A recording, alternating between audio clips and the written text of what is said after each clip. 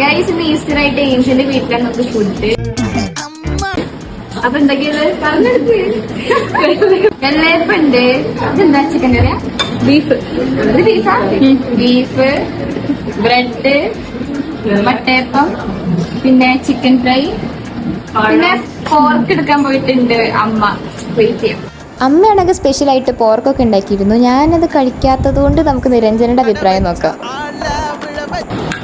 ഞങ്ങൾക്കാണെങ്കിൽ ഇത് പുതിയൊരു എക്സ്പീരിയൻസ് ആയിരുന്നു. കാരണം ആദ്യമായിട്ടാണ് ഈസ്റ്ററിന് ഏഞ്ചലിൻ്റെ വീട്ടിലേക്ക് പോണത്. അത് മാത്രമല്ല എല്ലാവരും നല്ല കമ്പനി ആയതുകൊണ്ട് തന്നെ എല്ലാവരുമായിട്ട് പെട്ടെന്ന് തന്നെ ഞങ്ങൾ എല്ലാവരും സിങ്ക് ആയി. കണ്ടന്റ് തപ്പുന്ന അവൻ